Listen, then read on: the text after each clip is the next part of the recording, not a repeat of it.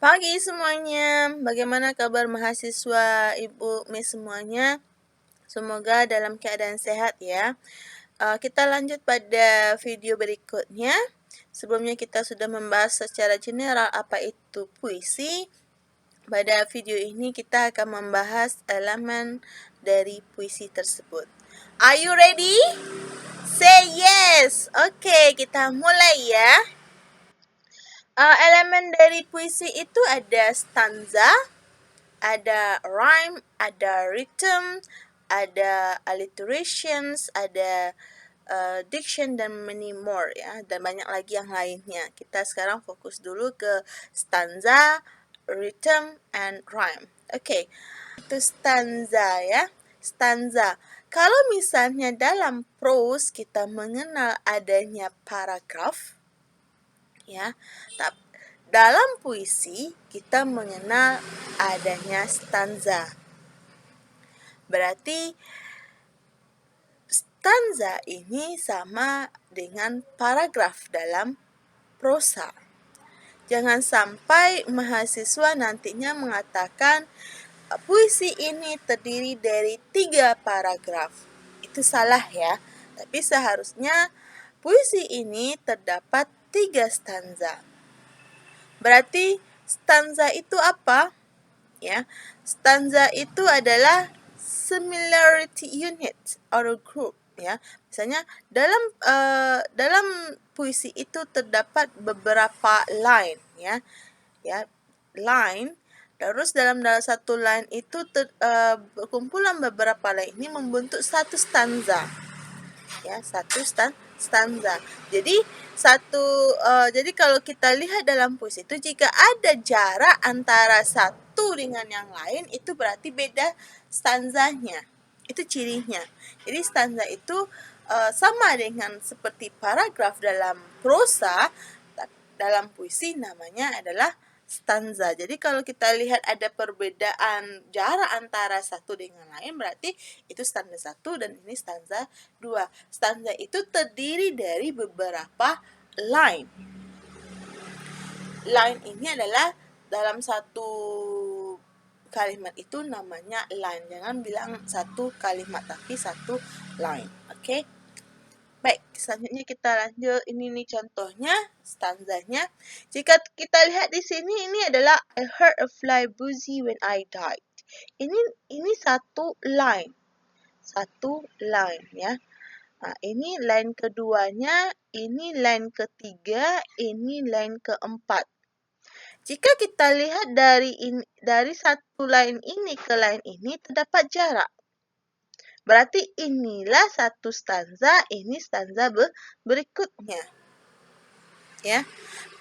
Jadi jangan sampai mahasiswa berpikir, Bu, Miss, berarti dalam satu stanza itu wajib ada 4 line. Tidak ya. Ini contohnya aja. Ini dari Emily ya, puisi Emily. Lalu kita lihat ini ada pula line, the eyes, ini satu, ini line berikutnya. Berarti dari sini kita lihat ini line pertama, ini line kedua, ini line ketiga, line keempat. Ini line pertama lagi, tidak. Ini line ke-5, ke-6, ke-7, ke-8. Tapi ini stanza 1, ini stanza 2. Berarti dalam puisi ini terdapat 4 stanza. 1, 2, 3, 4. Oke, paham ya? Berarti bisa kita artikan stanza ini sama dengan paragraf jika dalam prose ya. Oke. Baik, tadi ada yang bertanya, berarti satu stanza itu wajib 4 line. Tidak ya. Berarti di sini ada beberapa macam stanza ya. Ada yang satu stanza itu cuma terdiri 2 line, ada 3 line, ada 4, ada 5, ada 6, ada 7, ada 8. Ya. Kalau misalnya dalam puisi itu cuma terdapat seperti ini, berarti ini ada 4 line. Ya. Berarti tidak wajib dalam satu stanza itu hanya terdiri dari 4 line. Bisa 2, bisa 3, bisa sampai 8. Oke? Baik, sudah paham tentang stanzanya, kita masuk ke rhyme. Rhyme ini adalah sajak ya, sajak. Kalau kita artikan dalam bahasa Indonesia itu adalah sajak. Kalau kita sajak, kita biasa kenal sajak A A A, B B B, A B A B, A A B B ya. Itu biasanya kita pelajari dulu dari waktu SD sampai masa SMA ya. Sama ya. Rhyme itu adalah sajak. Berarti yang di sini adalah pengulangan bunyi yang sama. Pengulangan bunyi yang sama.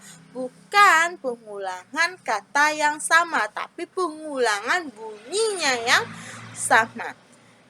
Biasanya pengulangan bunyi yang bersama ini bisa ada di awal, di akhir, dan di tengah. Biasanya kita hanya di akhir aja ya. Biasanya pada waktu SD sampai SMA kita mengenal rhyme ini hanya di akhir aja. Tapi bisa di awal, di tengah, dan di akhir. Paham? Ingat rhyme ini adalah sama bunyinya. Sama bunyinya, bukan sama tulisannya. Sama bunyinya ini bisa diartikan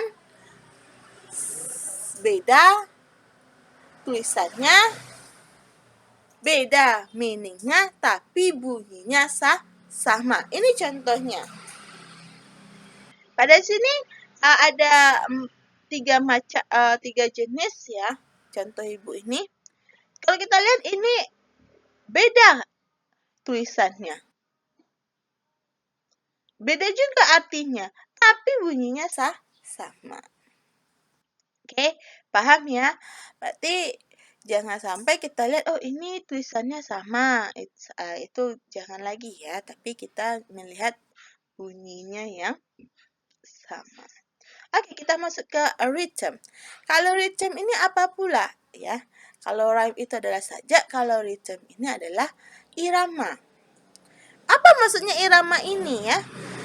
Kalau kita membaca puisi, untuk membaca puisi untuk lebih menghayatinya, untuk semua biar para pendengar menghayatinya, tentu ada yang stres dan ada di unstress. Maksudnya ada yang ditekan kalimat kata itu, ada yang tidak ditekankan. Kalau kita cuma membaca kau seperti rembulan di malam hari, nah, itu tidak ada rasanya ya, tapi kau seperti rembulan di malam hari.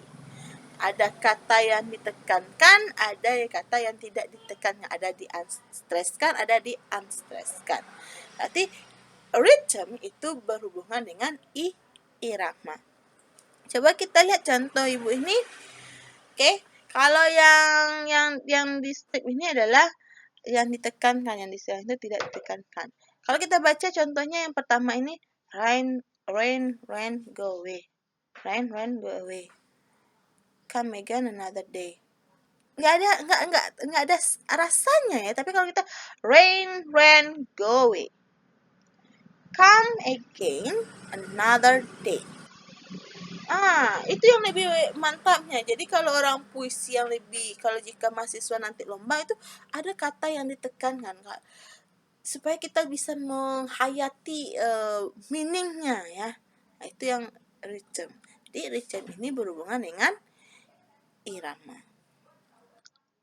Oke, sekian dulu. Nanti kita akan membahas pada videonya tentang sound yang merupakan elemen of poetry.